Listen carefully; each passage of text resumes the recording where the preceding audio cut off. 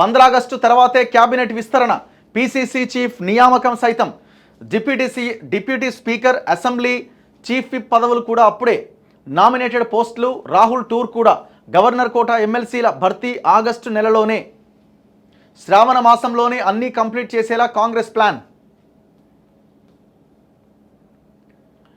ఆషాఢ మాసం నడుస్తున్నది, ఇంకొక 10-15 రోజులు ఎంతుందో మరిగా. అయితే ఆషాఢ మాసం అయిపోయి శ్రావణ మాసం ఎంటర్ అవుతుంది.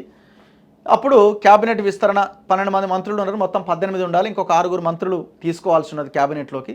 ఆ ప్రయత్నాల్లో ఉన్నారు. పీసీసీ చీఫ్ అధ్యక్ష పదవీ కాలం అయిపోయింది రేవంత్ రెడ్డిది. ఆ ప్లేస్లో కొత్త వారిని నియమించబోతున్నారు.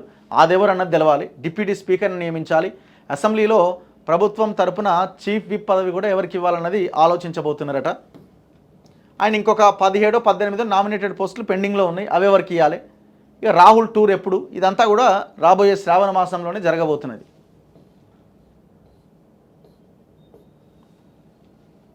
ఇది ఎవరికి ఇస్తారు ఏంది అన్నది ఇక చూడాలి. అంతే, ఏముంటుంది. పెయిడ్ బ్యాచ్, డౌట్ ఏం లేదు. మీరు పెయిడ్ బ్యాచ్ ఎందుకు అంటున్నా అంటే, ఖచ్చితంగా దీంట్లో పైసల వ్యవహారం ఉన్నది. డబ్బులు ఇచ్చిన వాళ్ళకే పదవులు వస్తున్నాయి, డబ్బులు లేని వాళ్ళకి పదవులు ఏమన్నా వస్తున్నాయా? ఒకవేళ డబ్బులు లేనాయన బలమైన నాయకుడు అయితే ఆయనకి ఏదో తీసి పడేసిన కార్పొరేషన్ చైర్మన్ ఇంకోటి ఇస్తున్నారు. బెల్లయ్య నాయక్ ఏమిచ్చారు? అదే ఆయన కమ్యూనిటీకి చెందిన ఒక కార్పొరేషన్ చైర్మన్ పదవి ఇచ్చారు. దానికి ఒక బడ్జెటా, కథ, వ్యవహారమా?